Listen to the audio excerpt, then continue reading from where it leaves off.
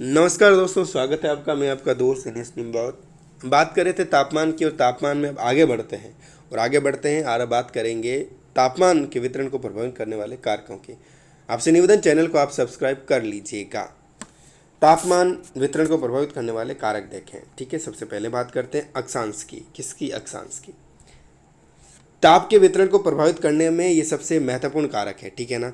विषुवत रेखा से दूर की ओर तापमान क्रमशः घटता जाता है। ठीक है ना। ये आपके ग्लोब है, यहाँ पर 0 डिग्री विषुवत रेखा हो गई। ये आप दूर की तरफ जा रहे हैं तो तापमान घटता जाएगा, क्योंकि विषुवत रेखा पर सूर्य लगभग सीधा चमकता है। यहाँ सूर्य ताप ज़्यादा प्राप्त होता है। ठीक है ना। इस प्रकार से या दूर की तरफ जाएंगे तो आपके जो तापमान घटता जाएगा। ठीक है ना।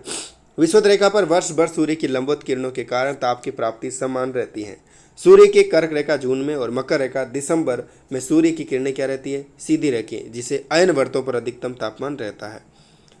ग्रीष्मकालीन अधिकतम तापमान लगभग 20 डिग्री उत्तरी गोलार्ध में अंकित किया जाता है। ये कल्पित समताप रेखाओं को तापीय विषुवत रेखा कहते हैं। दूरवर्तों तथा ध्रुवों पर सूर्य की सदैव तिरछी किरणों के कारण न्यूनतम तापमान रहता है।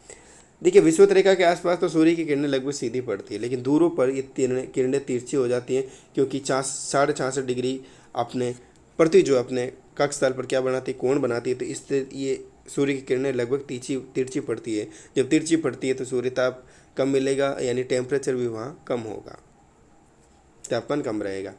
अब सागर तल से ऊंचाई देखते हैं। वायुमंडल से ऊंचाई की ओर जाते हुए तापमान घटता है। ऊंचाई की ओर जैसे जैसे जाएंगे तापमान घटेगा। समुद्र तल पर सर्वाधिक ताप पाया जाता है। इसके अनेक कारण हैं। कौन कौन से? प्रथम, वायुमंडल की विभिन्न परतों से गुजरते हुए सूर्य ताप की प्राप्ति धरातल पर सर्वप्रथम होती है। बाद में वायुमंडल की निचली व ऊपरी परतें संपर्क द्वारा गर्म होती है। दूसरे, वायुमंडल की निचली परत सबसे अधिक सघन है तथा ऊपरी परतों में वायु विरल होती जाती है। तीसरे, बात करें तो वायुमंडल की निचली परतों में ही धूल कण, जलवाष्प आदि अधिक पाए जाते हैं, जो सूर्य ताप का अधिक अवशोषण करते हैं। ठीक है ना। दूसरी बात करें सागर तल से दूरी की, सागर तट से दूरी की बात करें। जल का ये स्वभाव है कि वो स्थल की अपेक्षा अधिक देर से गर्म होता है, अधिक देर से ठंडा होता है। जल स्थल क्या होता है? स्थल जल्दी गर्म हो जाता है और जल्दी ठंडा हो जाता है। जल क्या करता है?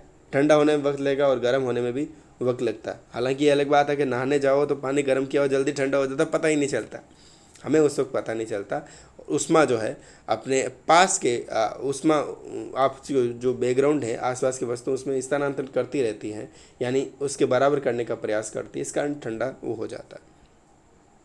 इसके विपरीत महाद्वीपों के आंतरिक भागों में ताप की अतिशयता पाई जाती है। बात करें जल एवं स्थल का भिन्न स्वभाव देखें। जल और स्थल का भिन्न स्वभाव।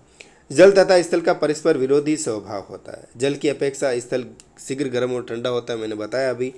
जल की तुलना में स्थल का सापेक्षिक घनत्व अधिक होता है, अतः स्थल को गर्म करने में कम ऊष्मा व्यय होती है, क्योंकि जल्दी हो जाता है ना। ठीक है ना। उदाहरण के लिए 1 घन फुट जल को गर्म करने के लिए 1 घन फुट भूमि की अपेक्षा दुगनी ऊष्मा आवश्यकता होती है। स्थल पर सूर्य की किरणें लगभग 3 फीट गहराई तक ही प्रवेश कर पाती है, जबकि जल में सूर्य की किरणें 600 फीट या अधिक गहराई तक प्रवेश कर जाती है। फलतः उन्हें जल की मोटी परत को क्या करना पड़ता है? गर्म करना पड़ता है। यानी उष्मा ज़्यादा वेस्ट किस में होती है? जल में, क्योंकि वो देर से गर्म होता है, देर से ठंडा होता है। जबकि स्थल पर केवल ऊपरी परत को क्या करता है? स्थल ऊपरी परत को गर्म करता है, इसलिए तापमान बढ़ जाता है। स्थल पर उष्मा का स्थानांतरण कम होता है। ठीक है, किंतु जल में समन क्रिया द्वारा उष्मा का स्थानांतरण तेजी से होता है। धाराएं, लहरें, ज्वार भाटें आदि समुद्र गतियां उष्मा को स्थानांतरित करती हैं। अतएव जल की सतह देर से गर्म होती है। सागरों के ऊपर वाष्पीकरण की क्रिया अधिक होती है। क्या होती है? अधिक होती है, जिससे सूर्यताप की अधिकांश मात्रा नष्ट होती है। स्थल पर वाष्पीकरण की दर बहुत मंद होती है, यानी स्थल पर वाष्पीकरण की क्रिया कम होती है। ठीक है ना। जल का वाष्प बनकर ऊपर उठना। स्थल की अपेक्षा जल की सतह पर सूर्यताप का परिवर्तन अधिक होता है। जल की सतह पर सूर्यताप का परावर्तन यानी रिफ्लेक्ट जल्दी हो जाएगा, अतः जल को कम ऊष्मा मिल पाती है। रिफ्लेक्ट हो जाता है, परावर्तित हो जाते हैं ऊष्मा सूर्यताप के, तो उससे ऊष्मा कम मिलती है। सागरों पर मेघा आच्छादित यानी कि बादल ज़्यादा होते हैं, इस कारण से जिससे सौर्य विकिरण कम प्राप्त होता है तथा जल देर से गर्म हो पाता है। जल पर मेघाच्छादन कम होता है, ठीक है, इसलिए सूर्यताप की प्राप्ति अधिक होती है। जो स्थल पर जो है मेघाच्छन्न कम होता है, जबकि जल पर ज़्यादा होता है। पार्थिव विकिरण भी तेजी से होता है, अतएव स्थल जल्दी गर्म और ठंडे हो जाते हैं। अब धरातल का स्वभाव देख लें। धरातल के स्वभाव की बात करें तो धरातल के गुण एवं विशेषताओं का प्रभाव तापमानों पर स्पष्ट देखा जाता है। हिमाच्छादित धरातल से 85% तक सूर्य ताप का परावर्तन हो जाता है। हिमाच्छादित यानी हिम से ढका होगा तो सूर्य की किरणें आई वैसे ही क्या हो जाएगी, रिफ्लेक्ट हो जाएगी, परावर्तित हो जाएगी, तो गर्म होगी नहीं, कम गर्म होगी। घास के धरातल से 14 से 37% तक, काली मिट्टी से 18 से 14% तक, कोणधारी वन से 10% तक सूर्य ताप का परावर्तन होता है। ये हमने एल्बिडो के क्रम में भी देखा था, ठीक है ना। वनाच्छादित प्रदेशों में अधिकांश उष्मा वृक्षों द्वारा प्राप्त जल के वाष्पीकरण में वह होती है, अतः सतह का ताप ऊंचा नहीं हो पाता। भूमि का ढाल देख लेते हैं, ये भी महत्वपूर्ण है। पर्वतीय भागों में तीव्र ढाल पाए जाते हैं। ढालों की अभिमुखता तथा अनावरण का प्रभाव तापमानों पर पड़ता है। सूर्योन्मुखी ढालों पर सीधी किरणों से ताप की प्राप्ति स्वाभाविक, यानी सूर्य की तरफ जिनका मुख है या सूर्य की तरफ जो स्थित है वहाँ पर तापमान सीधा पड़ेगा, सीधी सी बात है, तापमान वहाँ बढ़ेगा, सूर्य की किरणें सीधी पड़ेगी, सीधे इफेक्ट में आएगा। विमुख यानी सूर्य के विमुख अंग है तो वहाँ पर तिरछी किरणें पड़ेगी, ठीक है, इस कारण से तापमान कम होगा। नग्न तथा वन आच्छादित ढालों की भिन्नता से भी ताप में विषमता पैदा होती है। प्रचलित पवनों की बात करें, प्रचलित पवनें भी इफेक्ट डालती है। पवन का स्वभाव उसके उद्गम प्रदेश से निश्चित होता है। दूर के क्षेत्रों से आने वाली पवनें क्या होती है, ठंडी होती है, तथा जिन क्षेत्रों में ये चलती हैं वहाँ के तापमान को गिरा देती है। जैसे कि देखिए ये पवनें जो होती हैं अगर दूर प्रदेश से या ठंडे प्रदेश से आती है तो अपने क्या ये ठंडी वायु है, ठीक है ना। अब गर्म प्रदेश में भी आएगी तो क्या कर देगी, ये ठंडा कर देगी इसको, ठीक है ना, जिससे तापमान घट जाएगा।